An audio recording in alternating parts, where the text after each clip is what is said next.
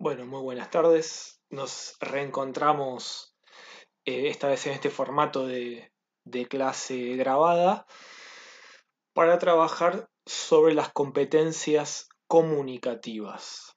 ¿Sí? Seguimos profundizando en el análisis textual, en el análisis del discurso, en el análisis de la enunciación. Ya hemos visto el esquema de la comunicación de Roman Jakobson, también hemos hablado sobre Mijail Bakhtin, y hoy nos toca acercarnos a esta autora, a la teoría de esta autora, esta lingüista francesa, Catherine Kerbrat-Orecchioni. ¿Sí? Es una autora que trabajó, bueno, continúa trabajando en la actualidad acerca de la comunicación, específicamente acerca de la enunciación.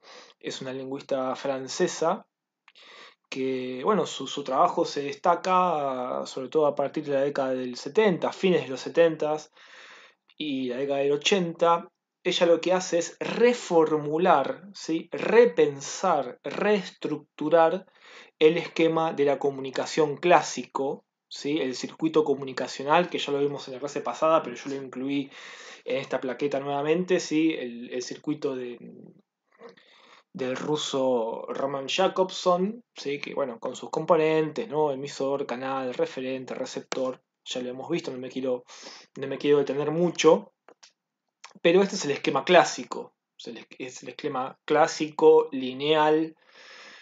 También Jacobson aporta, ¿no? las llamadas funciones del lenguaje. Para cada elemento del circuito, él le atribuye una determinada función, que también ya lo hemos visto. ¿Sí? Esto es lo que ya conocemos y hemos visto. Bueno, hoy vemos eh, el modelo de Kerbrat-Orecchioni. ¿Qué hace esta autora? Deja la base del modelo de Jacobson con su emisor, el referente, mensaje, canal, el receptor, pero lo expande, ¿sí? Hace un trabajo crítico basado en la enunciación, un trabajo que yo les voy a dejar, por supuesto, en el campus. Y como vemos en pantalla, ella le agrega varios factores al plano del emisor y al plano del receptor. Em, como la codificación para el emisor, la decodificación para el receptor. ¿Sí? Ella, digamos que complejiza este entramado comunicativo. Ella juzga que el esquema propuesto por Jacobson era muy lineal. Kerbrat, que es posterior, por supuesto, en el tiempo, ya pensando como una lingüista de otro contexto, ella incluye, tiene en cuenta, pondera la complejidad de la situación comunicativa. ¿Sí? Pensemos que el mundo ha avanzado, existen diferentes, ya en la década del 70, principios de los 80, como les estoy contando, ya existen diversos mecanismos de comunicación y bueno, ella estos complejos dispositivos los incluye en su esquema. Vamos a detallar someramente cada uno de los parámetros de Kerbrat, ¿sí? Los componentes del nuevo esquema. Bueno, ella considera las competencias lingüísticas, que son los conocimientos de la gramática de la lengua, es decir, son los conocimientos sobre la correcta formación de enunciados de la lengua. ¿Sí? Es lo que aprendemos en el colegio, en la universidad, en los institutos, ¿no? Es el saber, digamos, institucionalizado.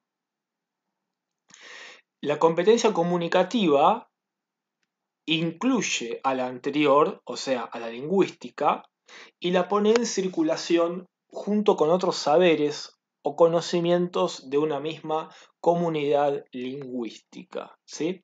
Las competencias lingüísticas, como vemos, bueno, tienen que ver tanto con el emisor y con el receptor y incluyen o modifican o tienen que ver con los procesos de codificación del mensaje, es decir, de descifrado del mensaje eh, para ambos actores de la comunicación, tanto emisor como receptor, ¿no? Por ejemplo, si yo asisto a un curso de lingüística, bueno, van a empezar a aparecer ciertos términos, signos, significante, bueno, justamente, ¿no? Emisor, receptor, que yo debo conocer, debo aprender para poder participar y para poder ser competente en la comunicación. Lo mismo si asisto a un congreso, ¿no? de medicina, por ejemplo, bueno, yo voy a tener que procurar aprender términos propios de ese ámbito si quiero ser partícipe de la comunicación.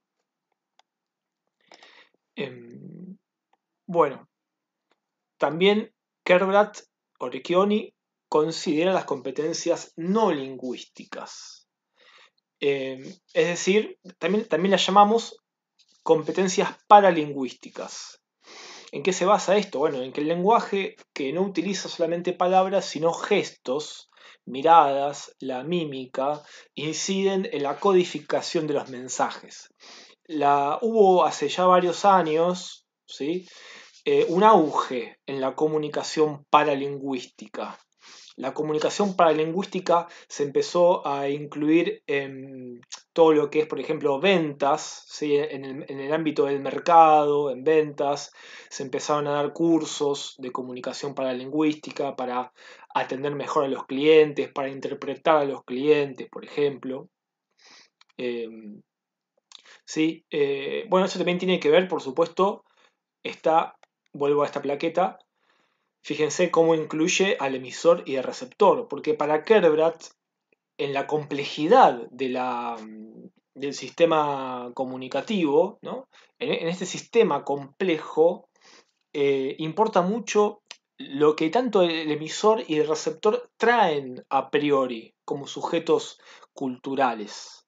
Por ejemplo, si tenemos en cuenta la comunicación no lingüística o llamada paralingüística, tal vez no un gesto acá en Argentina, ¿sí? El pulgar arriba, bueno, todos entendemos qué significa el pulgar arriba y generalmente es un gesto ya universal, ¿no? Que está, que está aceptado por las culturas. Pero tal vez en otro, si yo voy a una tribu, ¿sí? De las tribus que todavía perduran, yo veo una tribu, no sé, de Brasil, por ejemplo, una tribu perdida en el mundo y hago el gesto del pulgar para arriba y tal vez los nativos no me entiendan. Como así yo tampoco voy a entenderlos a ellos, ¿no?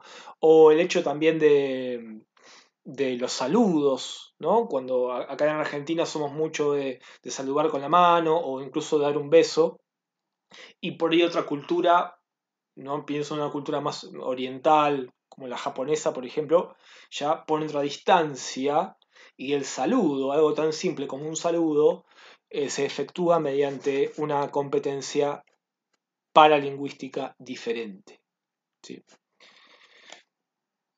Continuando, tenemos las competencias cultural e ideológica. ¿Sí? La autora nos dice que bueno, la primera, o sea, la cultural, reúne los conocimientos que se poseen en relación con el mundo, es decir, las facilidades o dificultades para interpretar el universo simbólico y cultural. ¿Sí? Nuevamente, está también relacionada con las anteriores, con la paralingüística. ¿Sí? Pensemos en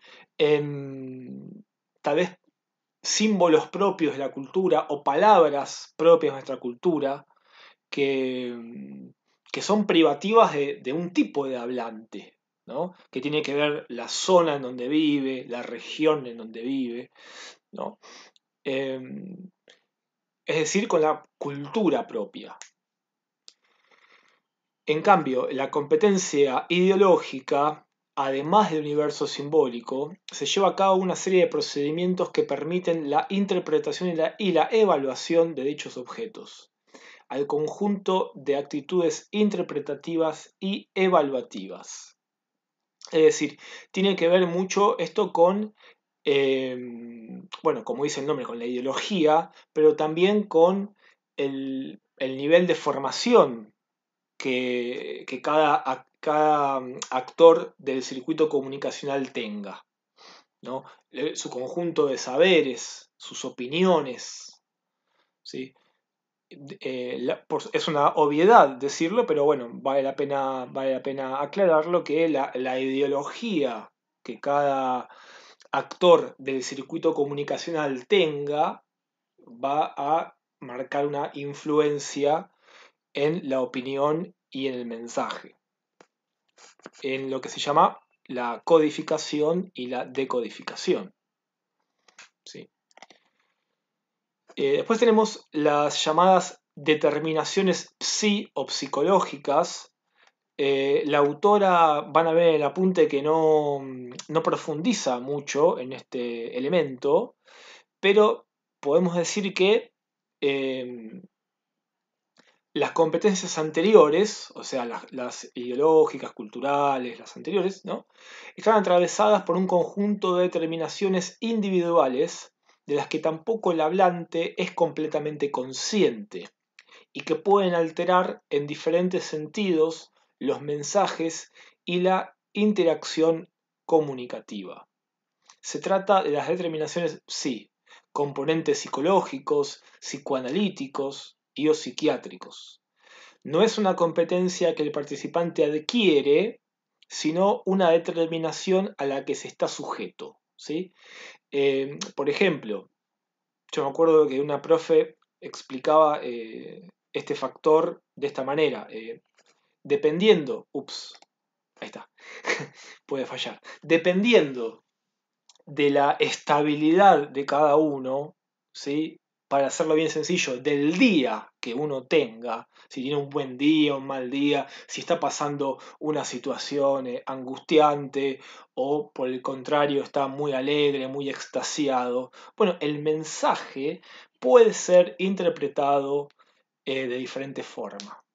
¿Sí? Yo por ahí le digo a, no sé, a una amiga, che, te cortaste el pelo. ¿Cuándo te cortaste el pelo? Y por ahí mi amiga justo piensa que le quedó mal, ¿sí? Y puede interpretar, viene un poco cruzada, como decimos, ¿no? Nosotros, viene un poco cruzada, un poco perseguida, porque cree le quedó mal su corte, y bueno, por ello le hago ese comentario, y bueno, puede estallar, me puede decir cosas muy poco amigables, ¿no? Como respuesta. Un poco así de sencillo, así de un poco tonto el ejemplo, sepan disculpar, pero me parece que es para ejemplificar con claridad a qué llamamos una determinación sí, un componente sí. Y lo que es importante dice que no se adquiere, es decir, no es cultural o ideológica, sino que es una determinación a la que se está sujeto. ¿Sí? Tiene que ver bien con la disposición psicológica de la persona. Bueno, tenemos también en este esquema las llamadas restricciones del universo del discurso. La autora denomina universo del discurso al conjunto formado por la situación de la comunicación y las limitaciones estilístico-temáticas. ¿Sí? Acá para explicar estos dos componentes me voy a servir también de un ejemplo sencillo, pero me importa que sea entendible, ¿no? Antes del rigor académico en este caso. Supongamos que yo le quiero explicar a mi abuela de avanzada edad el uso del WhatsApp, por ejemplo, ¿no? Bueno, ahí tenemos la situación de la comunicación, ¿sí? Yo sentado junto a ella intentando explicarle el uso del WhatsApp. Y las limitaciones estilístico-temáticas, bueno, yo para enseñarle a usar esta aplicación voy a tener que primero enmarcar el tema, ¿no? En el celular, voy a tener que explicarle que que tiene que instalarlo si el celu de ella no lo trae. Voy a tener que, bueno, cómo se abre, cómo se puede chatear, cómo se puede adjuntar imágenes o videos, bueno, cómo hacer para archivar los chats, bueno, etcétera, etcétera, cómo mandar mensajes de audio, bueno, ¿sí? Son las propias limitaciones de la situación de la comunicación, que por supuesto van con su propio, usan su propio registro, su propio vocabulario, ¿no? Yo voy a usar palabras que ella tal vez no conozca, como chat, como mensaje de voz, ¿sí? Bueno, la autora dice, o siguiendo con este análisis, para comprender el modelo con las competencias es necesario referirse a las restricciones del universo del discurso, que operan como filtros en el discurso, en el sentido de que limitan lo que puede y debe ser dicho según la situación de inscripción de los enunciados, ¿sí? Nuevamente, si yo estoy asistiendo a un congreso de lingüística, vieron que a veces pasa mucho esto, tal vez incluso pasa en un ámbito ya sea formal o informal, como una clase, tal vez el profesor o el expositor está dando un tema y, bueno, en clase pasa, ¿no? Que aparece un alumno o alumna con una pregunta que no tiene nada que ver, que descoloca tanto al expositor como al resto del curso, ¿no? Eh, una pregunta que no tiene nada que ver con lo que se está tratando. Bueno, esa pregunta desubicada es una pregunta que no está restricta al universo del discurso. Es una pregunta descolocada, ¿sí? Que no se amolda a lo que se está diciendo, ¿no? Es posible hablar de restricciones de género discursivo, acá aparece, ¿no?, el concepto de Bastín de género discursivo, es decir, de tema, estilo, léxico o de tipologías discursivas que actúan como filtros. Acá, perdón, ahí está. En términos generales, los tipos de textos son componentes de género y del discurso, como la conversación o la argumentación. Por ejemplo, el relato pertenece a la novela y a la crónica periodística. Se trata de una dimensión textual o lingüística relacionada con la competencia lingüística. Bueno, traducimos un poco esta última parte, ¿sí? Cada tipo de texto pertenece a un género, ¿no? Y uno sabe qué esperar. Por ejemplo, me refiero a el, el texto periodístico, ¿sí? El tipo de texto periodístico, bueno, uno sabe que va a encontrar una crónica, que puede encontrar una entrevista, que puede encontrar una nota de opinión, ¿sí? Pero no va a encontrar una novela en un periódico, en un diario, ¿sí? A eso se refiere con que cada tipo de texto eh, incluye un género propio, ¿sí? Bueno, de todas maneras, lo que a mí me interesa es que incorporemos y veamos cómo se ha ampliado el esquema de la comunicación. Me interesa también que en cuanto puedan, aprovechando que el lunes que viene es el Día del Estudiante y no nos vemos, lean el apunte de esta autora, un apunte breve. Y bueno, vamos a ir conversando sobre sus conceptos principales y les dejo también un trabajo de aplicación, ¿sí?, acerca de dos cuentos. Vamos a intentar identificar estos elementos en dos relatos, que espero que les gusten y sean interesantes para ustedes. Bueno, les dejo cariños para todos, que tengan una muy buena semana y estamos en contacto. Adiós.